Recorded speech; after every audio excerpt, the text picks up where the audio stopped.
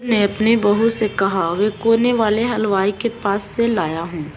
शिक्षा प्रदत्त कहानी। जब सोहन कॉलेज में था तब माँ उन्हें और दुनिया को छोड़कर जा चुकी थी। एक काम वाली बाई सकू थी जो सुबह से लेकर शाम तक उनके घर का सारा काम करती थी।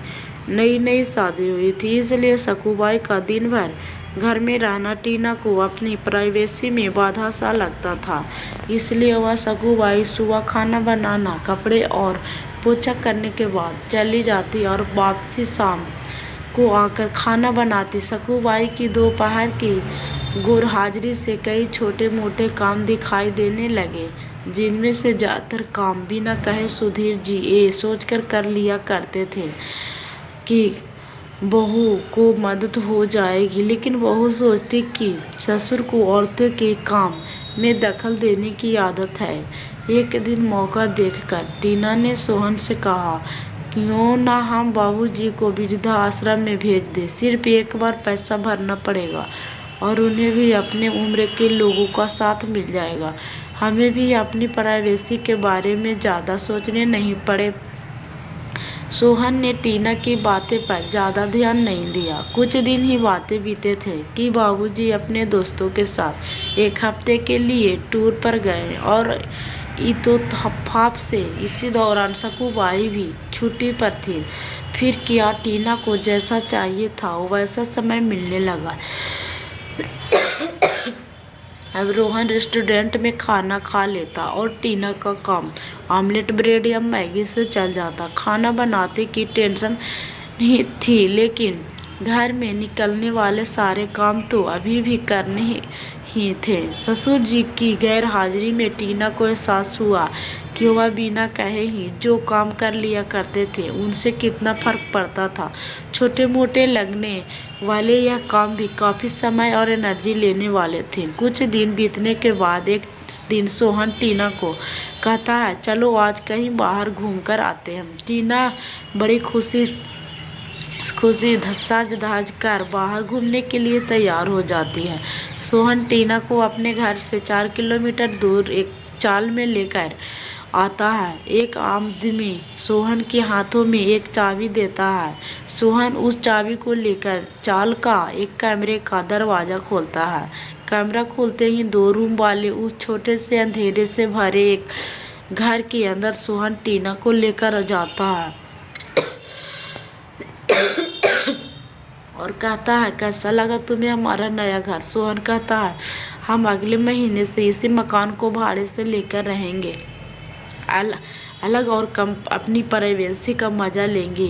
अभी मेरी आमदनी के हिसाब से हम इसी को अफोर्ड कर सकते हैं। सोहन का यह व्यवहार टीना के समझ में नहीं आया। वह चौंकते हुए कहती है, हमारे पास अपना इतना बड़ा घर तो है, फिर क्यों हम भाड़े से रहेंगे। सोहन उसे टोकते हुए कहता है, सोच समझ कर बोला करो, वह घर हमारा नहीं है, वह माँ बाबूजी का है।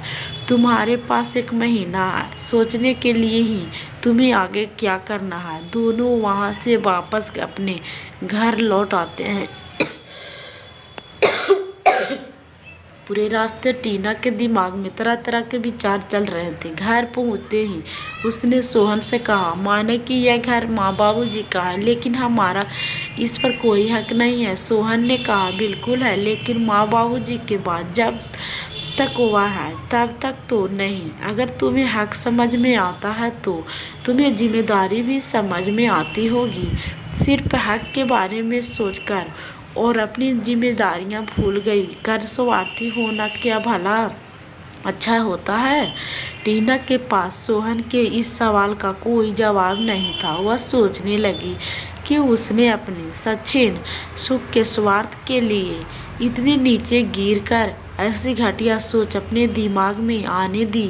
उसने मन ही मन पछतावा होने लगा। टीना सोहन से बोली, मुझे माफ़ कर दीजिए, मैं सच में स्वार्थी हो गई थी, मुझसे बहुत बड़ी गलती हो गई। सोहन बोला, तुम्हें पछतावा हुआ, मेरे लिए यही काफ़ी है, मैं तुमसे नाराज़ नहीं हूँ। बेटे और बहू का यह वार्तालाप सुधीर जी दरवाजे पर खड़े होकर सुन रहे थे। उन्होंने आसमान की तरफ देखा और बोली, भगवान तुम धन्य हो जो तुमने ऐसे बेटे को जन्म दिया। उन्होंने दरवाज़ा खटखटाया। बहू ने दरवाज़ा खोला तो उनके हाथों में पकड़ी थैली से गरम गरम समोसे की सुगंध उसको आने लगी। ससुर ने अपनी बहू से कहा, वे कोने वाले हलवाई के पास से लाया हूँ, तुम्हें बहुत पसंद है न? टीना को अपने ससुर के प्रति विचार और ससुर के उसके प्रति प्यार, उन दोनों का फर्क समझना। उसकी आंखें में पछतावा के आंसू और चेहरे पर अपने परिवार के प्यार के कारण मुस्कान आ गई। दोस्तों, दिमाग में दिन भर में हजारों विचार आते हैं, कुछ अच्छे कुछ बुरे, लेकिन किसी भी विचार को शब्दों में परिवर्तन करने से पहले उनको समझना बहुत ज़रूरी है। अक्सर विचार और वास्तविकता एक दूसरे से मेल नहीं खाते हैं। हमारे बुजुर्गों जो हमें बोझ लगते हैं, जिनसे हम बात बात में चिढ़ जाते हैं, और ऐसा इसलिए होता है क्योंकि हम स्वार्थी होकर सोचते हैं और हम उनके योगदान को समझ नहीं पाते हैं। वह हमारे जीवन में बहुत अहम किरदार निभाते हैं। तो दोस्तों, हमारी वीडियो पसंद आई होगी तो लाइक सब्सक्राइब ज़रूर कीजिएगा दोस्तों, और हमारे